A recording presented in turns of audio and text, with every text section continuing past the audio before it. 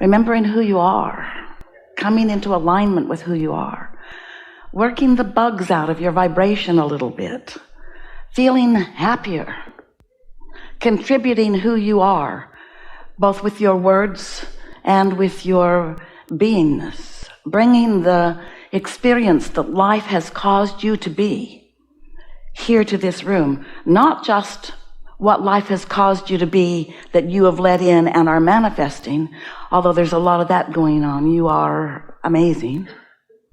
But what life has caused you to be that you have launched forward in a vibrational way, that you have become in terms of your non-physical countenance, in other words, what's in your vibrational reality, the things that you have asked for that you are not quite yet demonstrating, still you bring all of that you to this gathering too.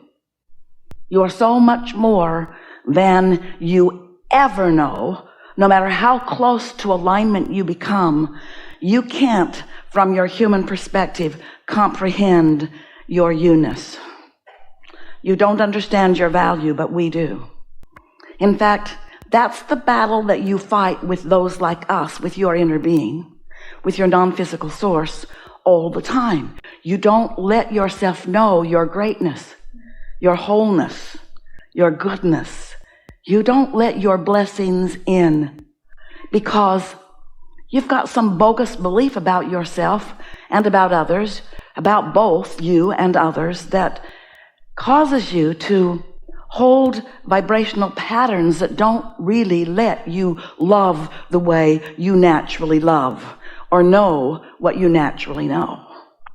And that's really the greatest value that we see in these interactions, because as you come willing to play with us, willing to listen to us, both with your ears but with your vibrational beingness, you come closer in these hours that we are together to your true vibrational resonance than you do at any other time, other than when you're sleeping or meditating or loving someone with all of your heart. Sometimes when you let your guard down, you love the way you naturally love, and oh, does that ever feel good to you when you do it? But mostly, and we love you so much, you've got yourself blocked off from who you are. And that's why you feel insecure or unsteady. That's why your heart hurts sometimes. That's why you get your feelings hurt.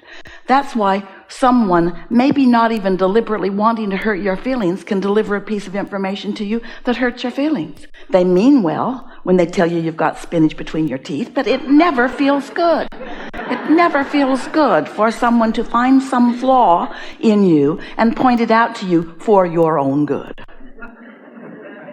If you are doing something for someone's own good, you have trained yourself into love so that it's easy for you to love, and you love mostly, and when you see them, you love. You don't look for reasons not to. You don't try to justify your insecurity by trying to tear someone else down. You look for reasons to uplift. That's who you naturally are. That's who you are. So you have guidance within you that lets you know how vibrationally in sync you are with the whole of who you are. And the reason that we talk about that topic mostly, in fact, sort of kind of only, is because who you are in any moment in time is the reason that you feel the way you feel. And by who you are, what we mean, how much of you focused in your human perspective, with your human personality and your human attention. And by human, we mean lovely. We're not saying human. We're saying this fantastic part of you that has come forth to focus into this time and place in order to create. That human you, as you look around, you're not the only part of you who's looking around. And you're not the only part of you who is noticing things. But the thing that we so want you to know is that the non-physical you, your inner being, who is right there with you in every waking moment, noticing things, is noticing things from the love that is you. And when you do less than that, then you feel slightly to greatly diminished because you're not presenting yourself in your wholeness. You're presenting yourself in your pinched off version. When you feel insecure, that's the pinched off you. When you feel angry, that's the pinched off you, even though the pinched off you has great justification for being the pinched off you. If you gathered other pinched off yous, if you gathered the pinched off of the world, and most are to some degree, most would agree with you sometimes that you have every justification for the negative emotion that you're feeling, because you did witness something that you didn't like. You did witness some injustice, but still, witnessing an injustice still pinches you off from who you are. So how do you work this out, Abraham? Because there's so much that I look around and see that doesn't feel good to me when I see it. And we say, that's all right. You're having a step one moment where you know what you don't want, which causes an equal knowing what you do want. When you know what you don't want, you know what you do want, even if you are not consciously ready to acknowledge what you do want. When you witness something that is an injustice as far as you're concerned, or really something that doesn't match with the patterning that you've been programmed with by those who you've met up as you've been moving along your physical trail, you try to teach each other all of these rights and wrongs. As you find something that you've concluded is one of those wrongs, and how you ever sort that out is an impossible task. And we give you a whole lot of credit for constantly trying to segregate this world into rights and wrongs and goods and bads, because you came as a body of consciousness knowing that you would experience so much diversity and so much contrast and so much variety that only with all of that variety and contrast could you, as a very powerful and deliberate creator, could you ever come to any conclusions about what you prefer. And further, you knew that when you found those preferences, that others would be finding their preferences too. And you knew when you decided to come into this body that the preferences that you came to the conclusions of would not all be the same preference.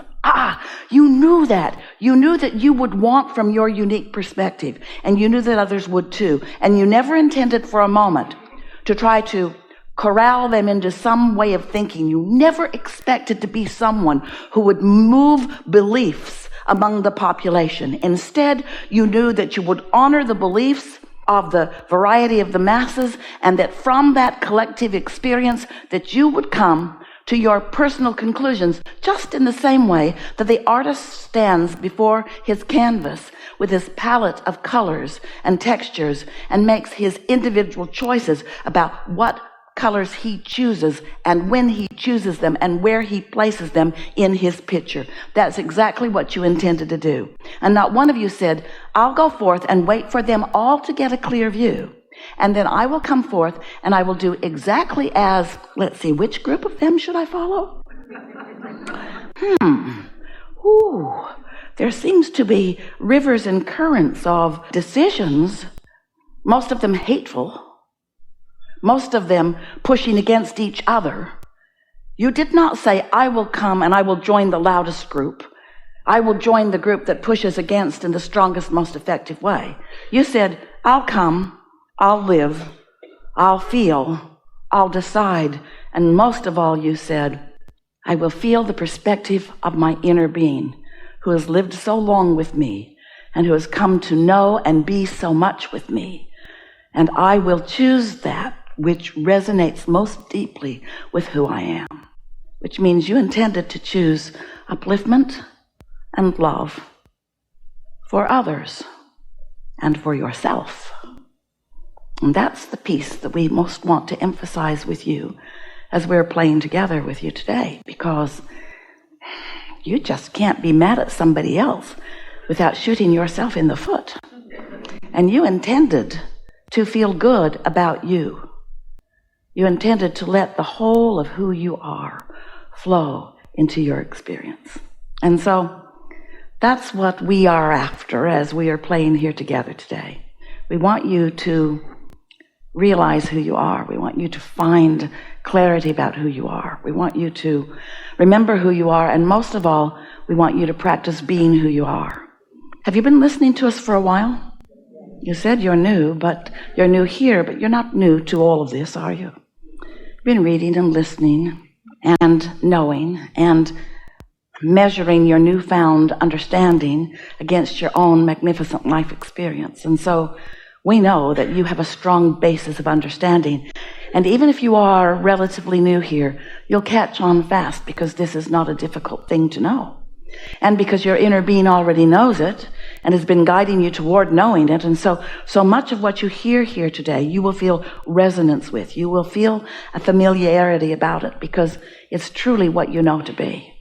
So as we're chewing together here today, it's our desire that you come to that personal recollection of the powerful being that you are, of the love-in being that you are, and that when you leave this gathering, that you recognize, because it's going to be true whether you recognize it or not, you recognize that you have changed, that your vibration has found a new set point, and therefore your point of attraction has shifted, and therefore the entire world will be different to you, both in the way you treat the world and in the way the world treats you. Because when you come into the resonance of the power of who you are, there's a leverage of alignment, there's a leverage of well-being, there's a leverage of clarity and stamina and flexibility and knowledge that you just can't find without aligning with the whole of who you are. We are eager to talk with you about anything that matters to you. Do not worry about us. We will get our message across to you, and you will make it easy for us to do that, because you're reaching for the simple laws and principles of the universe that we know so well, and that you know too at various levels of your being. And they're going to come to the forefront today in a way that makes you understand how you fit into all of this. The most important thing that we desire as a result of our co-creating in this way is your discovering of a steady resonance with who you are. And the way that that will demonstrate itself to you right away is in what we want to call your satisfaction in life factor, your satisfaction factor. Because when you find a moment in time in which you are experiencing and knowing that you're experiencing utter satisfaction, then you are in complete alignment with who you are. And even more important than understanding that, you are in a place where you're in control of which way you lean in terms of your alignment with your broader self or your resistance to your alignment with your broader self. That's the only thing that we really care that you understand as a result of our playing with you. Because everything else is working out for you. You came here just like you meant to. And you are an extension of source energy just like you meant to. And your inner being is all over you, knowing you, loving you, helping you, supporting you, guiding you, knowing you, loving you, helping you, guiding you, and supporting you. But only when you feel utterly satisfied, or some degree of it, all the way up to that ecstasy and love and appreciation that you feel sometimes. Only when you are in that vibration of satisfaction, which means the vibration of utterly no resistance, only then do you really allow yourself to be who you really are and who you intend to be all day, every day. We want you to know that you can indeed live happily ever after. And by that, we don't just mean have a goal and then attain it and be happy for the afternoon. We mean happily ever after. We mean happily always after. We mean happily now, happy now, happy now, happy now, happy now, happy now, happy now. But what about that stuff that's going on, Abraham? That doesn't make me happy. Why are you looking at it? Well, because you said step one matters. We did. Step one does matter. Just don't make a lifetime career of it. Let what you don't want help you launch your clarity of rockets about what you do want, and let your rest of the time be spent reaching for the satisfaction factor.